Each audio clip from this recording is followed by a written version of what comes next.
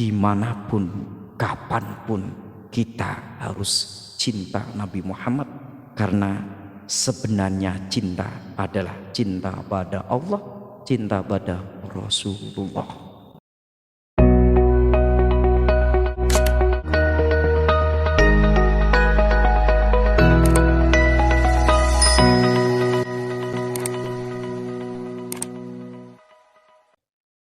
Assalamualaikum warahmatullahi wabarakatuh. Halo teman-teman semua, kenalin aku Wima Herun Salfrida. Dan di sini kita tuh udah kedatangan tamu yang spesial banget, yakni Pak Mardi. Assalamualaikum Pak. Waalaikumsalam warahmatullahi wabarakatuh. Oh ya, jadi teman-teman semua, jadi Pak Mardi itu adalah salah satu guru di MAMMH ini. Pak Mardi, kalau boleh tahu Pak Mardi ini di MAMMH ini udah mengajar berapa lama sih Pak?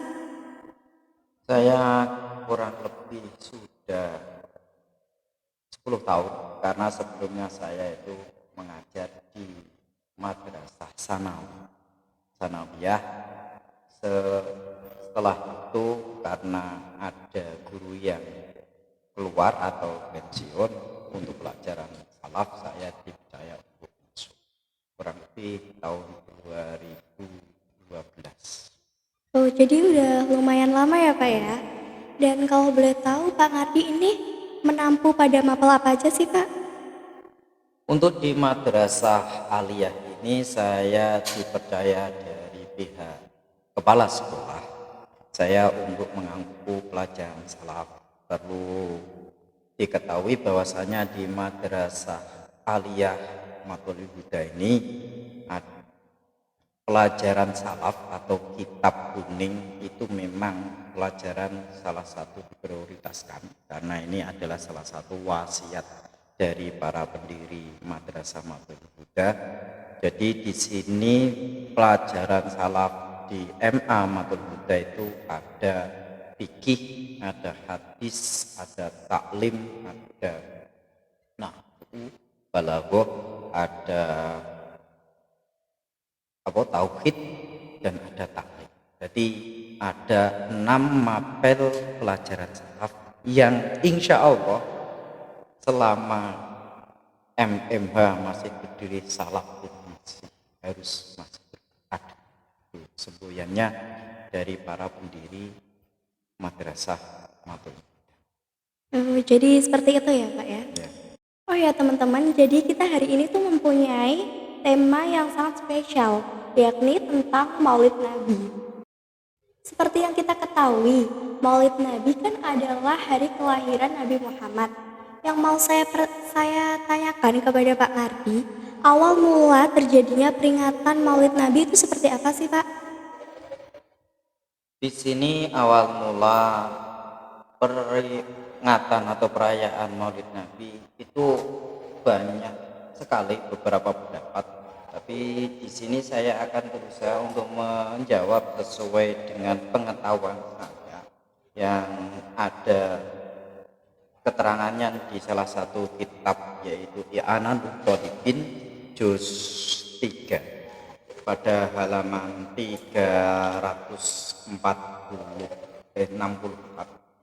Pada dasarnya di sini diterangkan bahwasannya Ibnu Hajar itu mempunyai pendapat bahwasannya Maulid Nabi itu termasuk sunnah yang ada diterangkan di kitab Sahih Bukhari Muslim, bahwasanya anna Nabi sallallahu alaihi wasallam qadaman Madinah bahwa jada yatu yasumu yaumul asyura fa'salahum faqalu huwa yaumu akhdullah fi fir'aun naja Musa wa nahnu fasubhu syukran.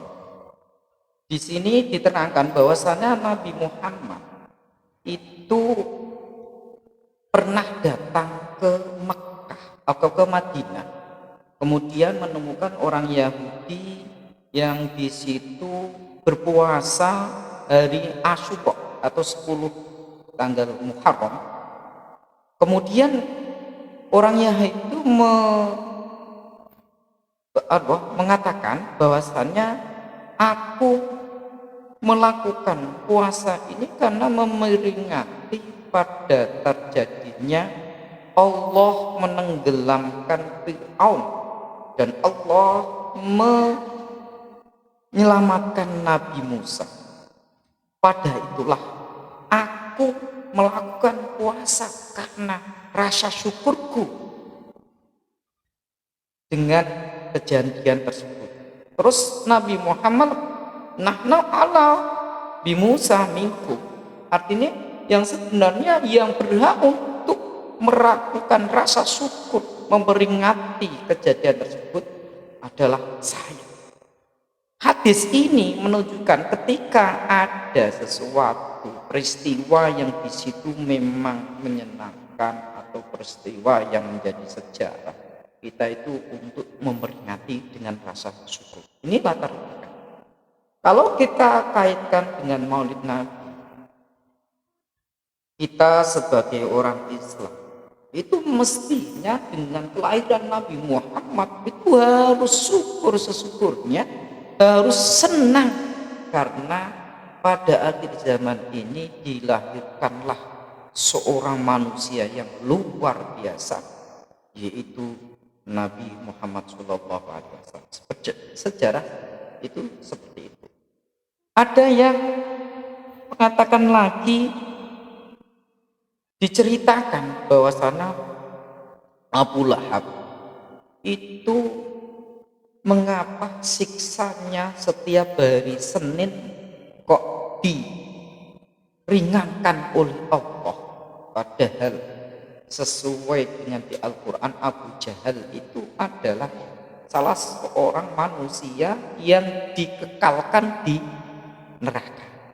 Tapi mengapa kok pada hari Senin Abu Lahab ini kok mendapat keringanan siksa dari Allah?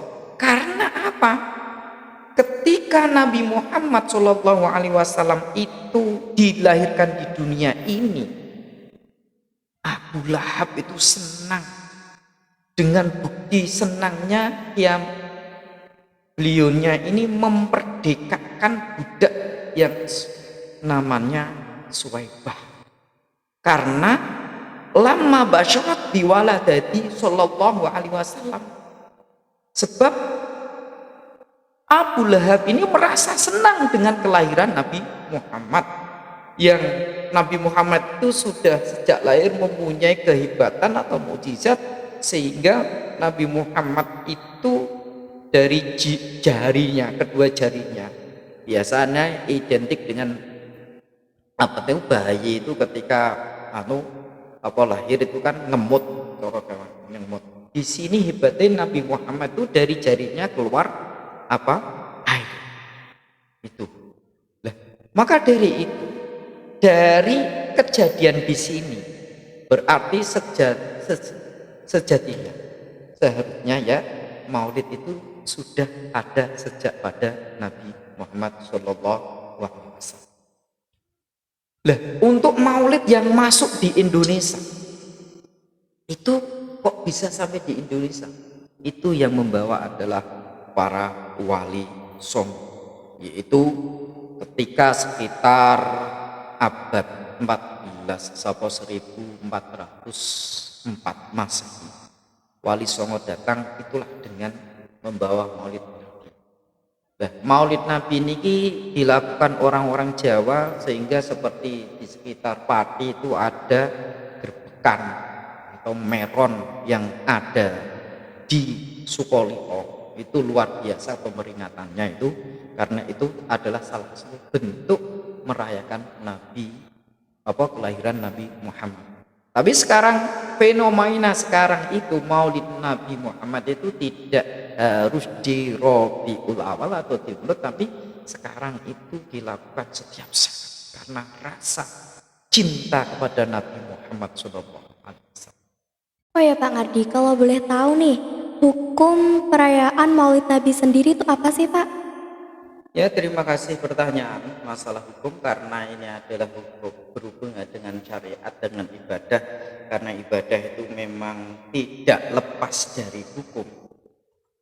Saya juga masalah hukum ini saya mengutip sama dengan kitab I'anatul Thalibin. Di sini ada pembahasan khusus karena dalam I'anah ini pun diterangkan bahwasannya untuk kegiatan memperingati Nabi Muhammad itu sudah menjadi pertanyaan sejak di sini saya membaca yaitu referensi I'anatul Thalibin pada juz 3 halaman 363. Faidatun fi fatwil hafidh Asyuti fi babil walimah. Ada faidah dipertanyakan ada fatwa dari Asyuti pada bab walimah ini suila an amalil maulidin nabi, ditanyai tentang hukum melaksanakan maulid nabi fi syahril rabiul awal pada bulan Rabiul Awal atau bulan Mulut. Ma hukmu min haitsu syar'i, bagaimana hukum dipandang dari segi syarat? Wa hal wa mahmudun au matmumun wa hal yusahu fa'ilu au la, apakah hukum itu termasuk terpuji atau dicela, apakah mendapat ganjaran atau balasan atau tidak? Qala fal jawab inti, menurut saya Ibnu Syekh Suyuti tadi, aslu amal al-maulidi alladhi wa ijman nas wa qiratimah taismil Quran. Hukum pertama mengerjakan maulid Nabi yaitu gambarannya seperti perkumpulan banyak manusia atau membaca sesuatu yang mudah dibaca dari Al-Quran, menceritakan cerita Nabi, menceritakan Pimudi amr Nabi wa ma waqafi ayati lahum simatu yakul wa yasrubu min berisiyatatin, yang tersitu ada makan makanan ala dalika minal bid'il hasan, hal itu termasuk bid'ah hasanah. Bid'ah itu sesuatu yang dilakukan belum ada di Nabi Muhammad. Hasanah itu adalah yang bagus. Jadi hal ini termasuk bid'ah hasanah allati sabi'u alaihi sahiba lima fihi min ta'dimi qadrin nabi, itu diberi pahala selama itu ada unsur mengagungkan Nabi Muhammad sallallahu alaihi wasallam, dan wa idhalul farash, menunjukkan kebahagiaan, wal istibsar, dan kebahagiaan atau cara gampange di sini gembira dengan lahirnya Nabi Muhammad sallallahu alaihi wasallam. Tapi perlu jenengan ngertosi, kadang kita melakukan Nabi itu kita hanya sekedar untuk rame-rame aja. Kadang sebagian orang tidak tahu apa sebenarnya maulid Nabi. Saya kurang setuju dengan akhir-akhir ini saya temukan ada di tempat maulid Nabi yang di situ justru digunakan untuk cara cah nom sakniki iku kangge ketemuan, terus beliaunya ini terus sembunyi di tempat yang sunyi, bukan sholawatan tapi kanggo momen pertemuan. Maka dari itu saya mengambil dari salah satu pendapat ini yang banyak tidak diketahui oleh sebagian orang Nahdien ya, bahwasanya di situ Hadratus Syekh Hasyim Asy'ari itu punya kitab Isadus Sari, yang di mana kitab itu adalah kumpulan ada 19 judul kitab karanganipun Imam Mbah Hasyim Asy'ari. Di situ ada khusus kitab At-Tanbihat itu menerangkan tentang hukum Maulid Nabi. Oke, Hadratur Syekh mengatakan oke, Maulid Nabi kalau itu dilakukan dengan prosedur yang benar. Tapi di sini ketika ada Maulid Nabi yang di situ ada unsur maksiat, beliau Hadratur Syekh di situ pun mengecam kegiatan tersebut. Ini saya bacakan. Idza alimta dzalika fa'lam annal maulid idza adda ilal maksiyah rajihatan mislul munkarat wajaba tarkuh. Ketika kita sudah mengetahui dengan kejadian atau kegiatan Maulid Nabi, di situ ketahuilah ketika atau kegiatan Maulid Nabi itu mendatangkan sesuatu kemaksiatan, maka jelas seperti kemungkaratan, maka wajib untuk meninggalkan atau wajib menegur orang tersebut. Sebab kadang di sini itu dipersalahgunakan, atau di situ justru bukan penghayatan sholawat. Mestinya orang sholawat itu dengan menghadirkan hati, dengan dengan senangnya membaca sholawat, bukan nambah tinggu hura-hura. Artinya hura-hura itu justru seperti saya contohkan ini, karena ini adalah saya dapat laporan ada 3 tempat pernah kejadian itu, justru nambah tinggu lawan jenis bukan muhrim yang mereka itu menyendiri nambah ganggu ketemuan, coro bahasane saiki pacaran. Ora bahaya tah niku. Oh ya nih Pak Ngardi, kan ada nih beberapa pendapat yang mengatakan kalau Maulid Nabi ini tuh bid'ah, dan menurut Pak Ngardi sendiri tuh kayak gimana sih Pak?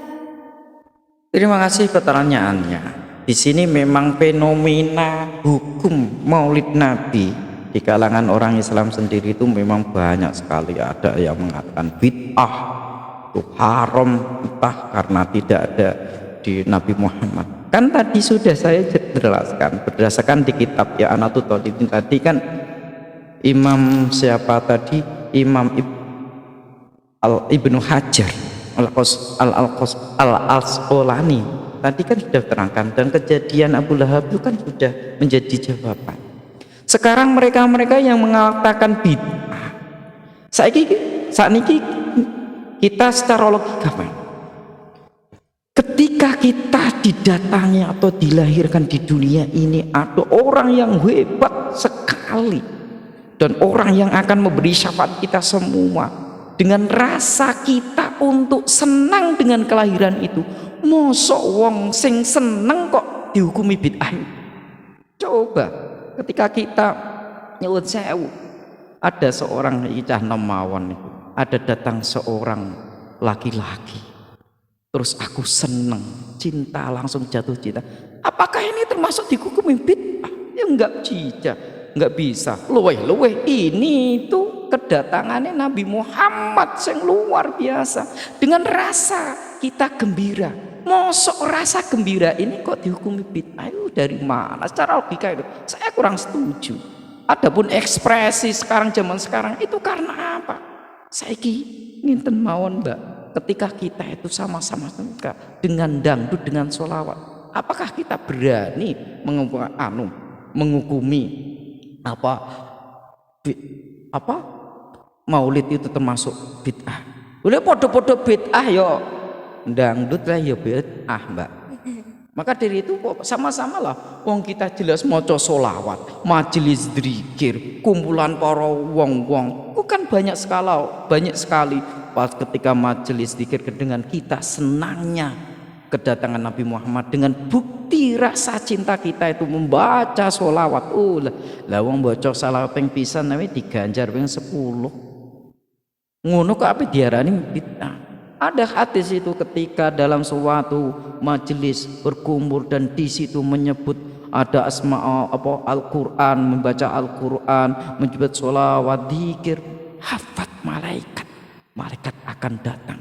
Itu masa hal seperti itu menurut bid'ah? Silahkan lah. mereka yang mengatakan bid'ah itu haknya mereka, tapi dalam kalangan kita sebagai muhibbin Nabi Muhammad Shallallahu Alaihi Wasallam, kita tetap dimanapun kapanpun kita harus cinta Nabi Muhammad, karena sebenarnya cinta adalah cinta pada Allah, cinta pada Rasulullah.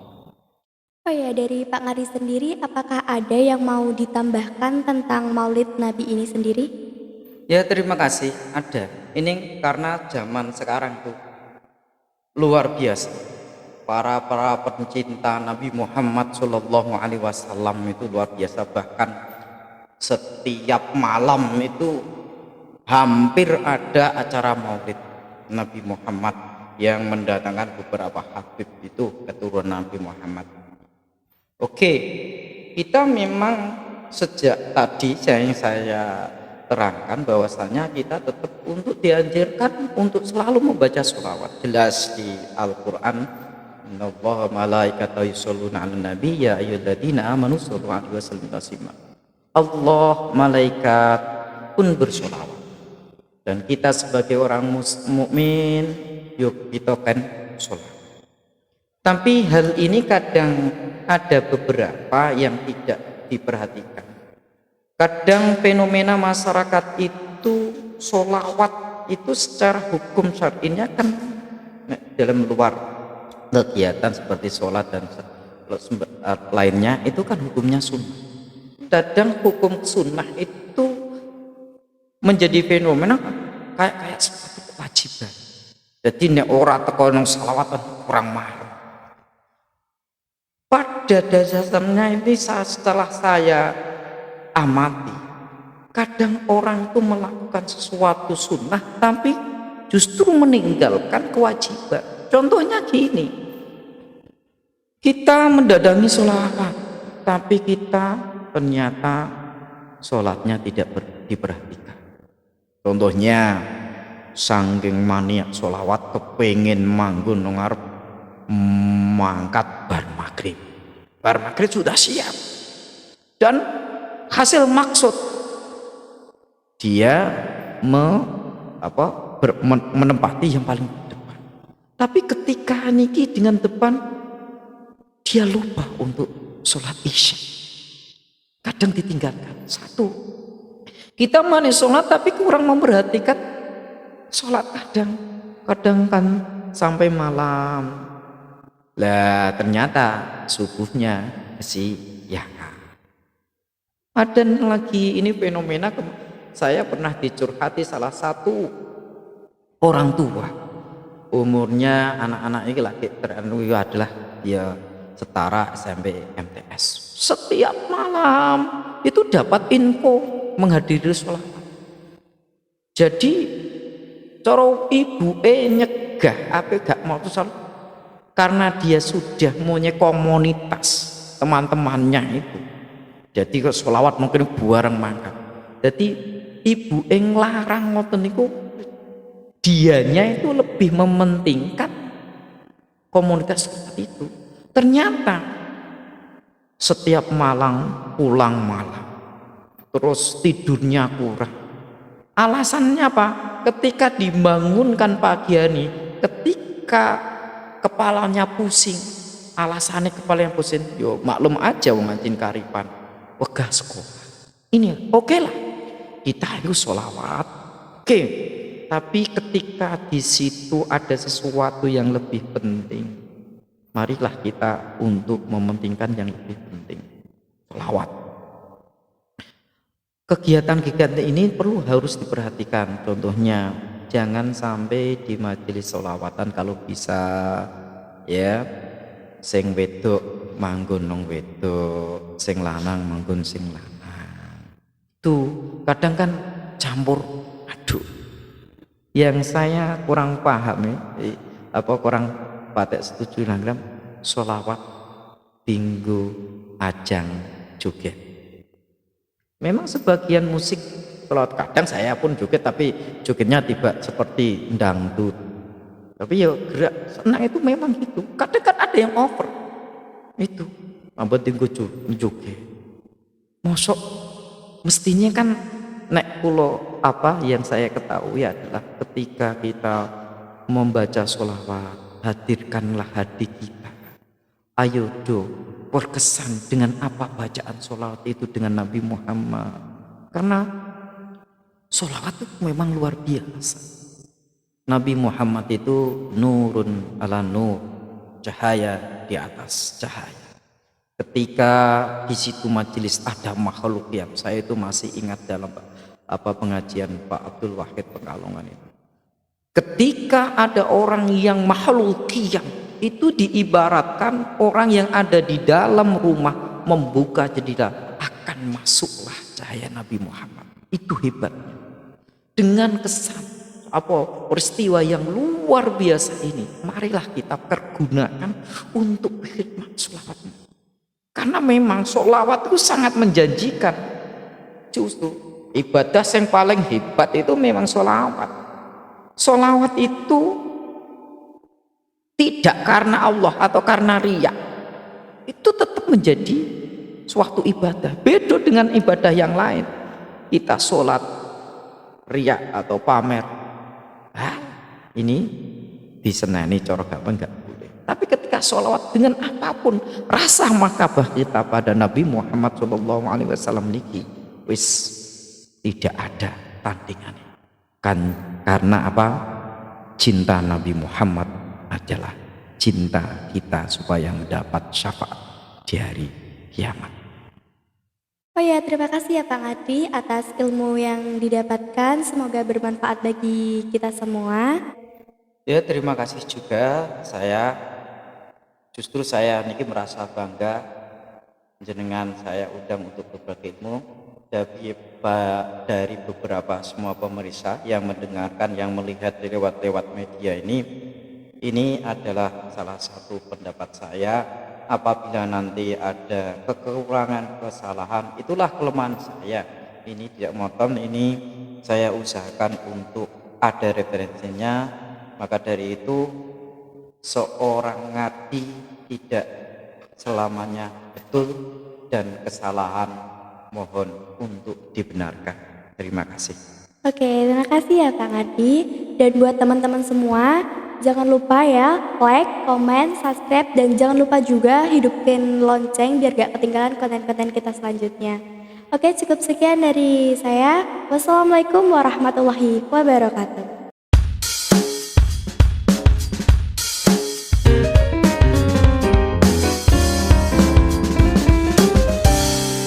Video ini didukung oleh PT Bank Pembiayaan Rakyat Syariah.